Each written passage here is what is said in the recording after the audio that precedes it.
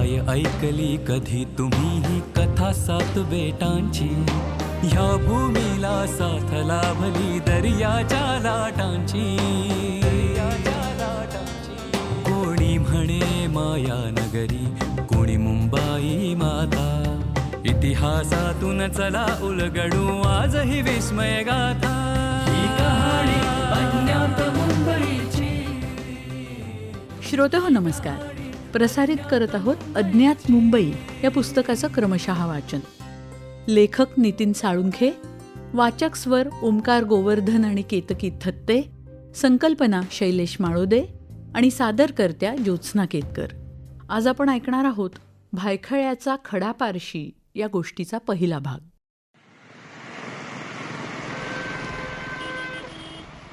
मुंबईतून डॉक्टर बाबासाहेब आंबेडकर मार्गाने दादरच्या दिशेने येताना जे उड्डाण पूल पार केल्यावर इस्माईल मर्चंट चौकातून आपण आणखी एक फ्लायओव्हर घेतो. या फ्लायओव्हरवर आपल्या डाव्या हाताला 2 पुलांच्या बेचक्यात एक पूर्णाकृती पुतळा दिसतो. हाच तो मुंबईचा सुप्रसिद्ध खडा पारशी पुतळा. या पुतळ्याच्या एका हातात चंदनाच्या लाकडाचे 2 तुकडे आहेत आणि दुसऱ्या हातात छातीशी झेन अवेस्ता हा पवित्र ग्रंथ आहे.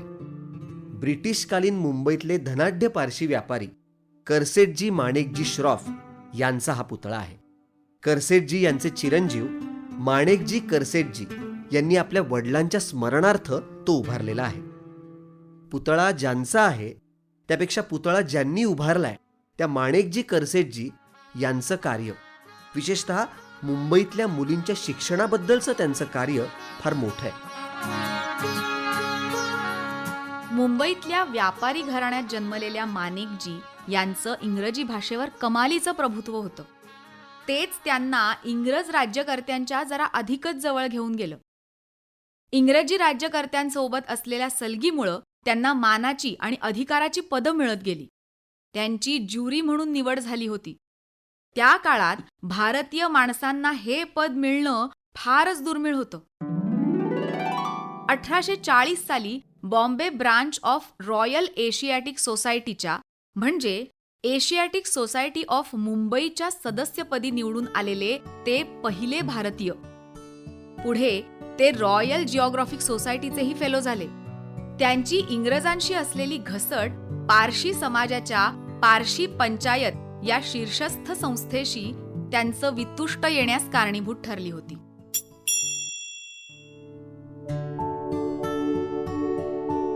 माणेकजींना स्त्रियांच्या शिक्षणाविषयी कळकळ होती.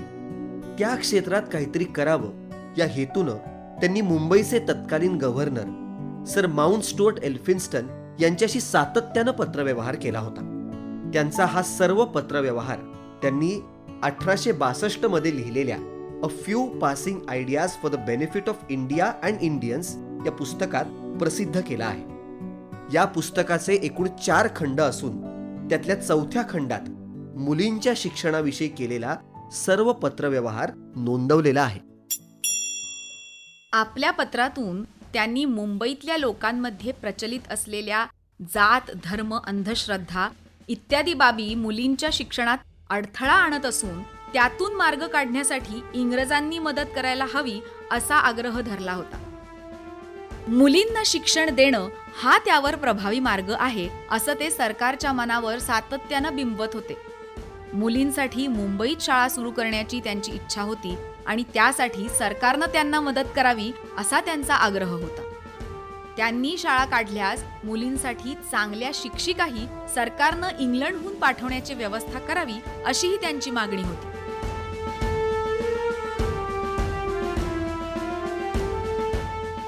स्थानिक लोकांच्या प्रथा परंपरांमध्ये सरकारनं हस्तक्षेप करू नये, पण कुणी स्थानिक काही सुधारणा करू इच्छित असेल तर त्याला विरोधही करू नये, असा त्यावेळचा इंग्रज सरकारचा विचार होता.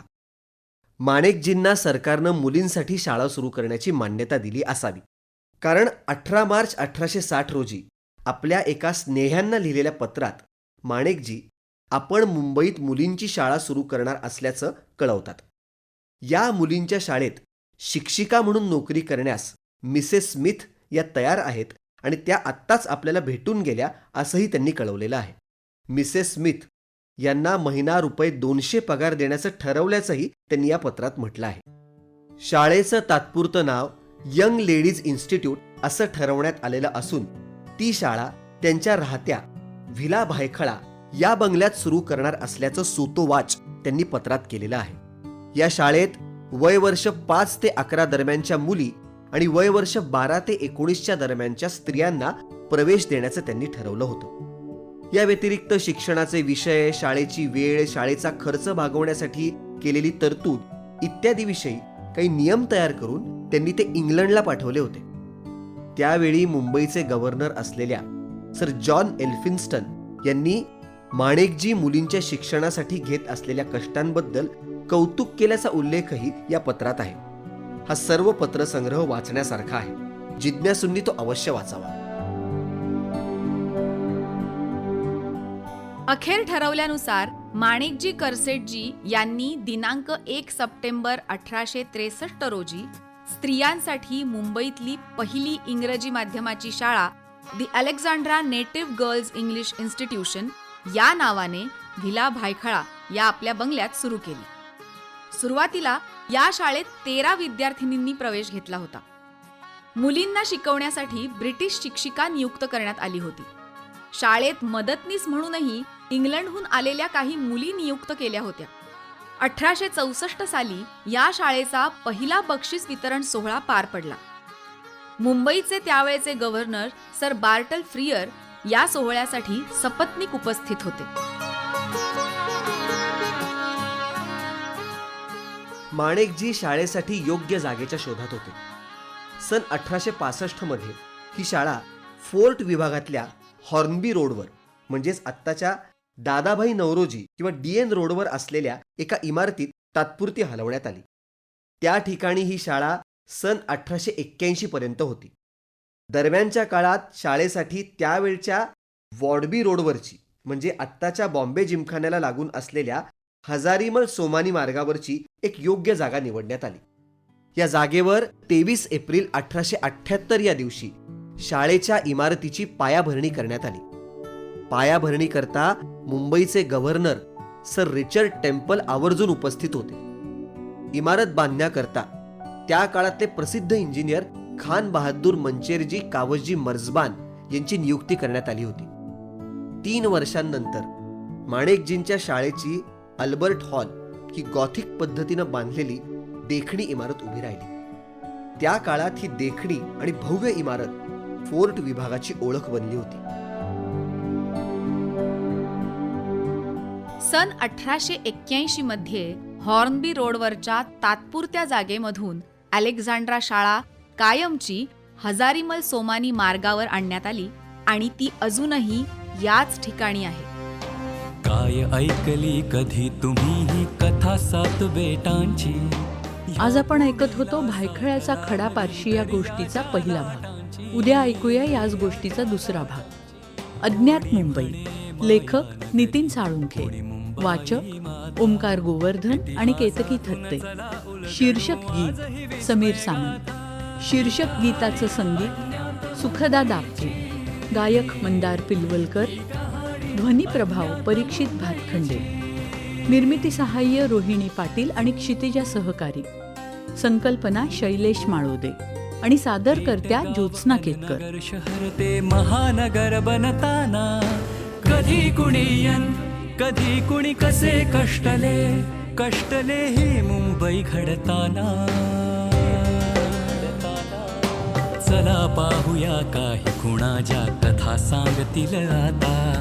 इतिहासातून चला उलगडू आजही विस्मय गाथा. ही कहाणी अज्ञात मुंबईची. ही कहाणी अज्ञात मुंबईची. ही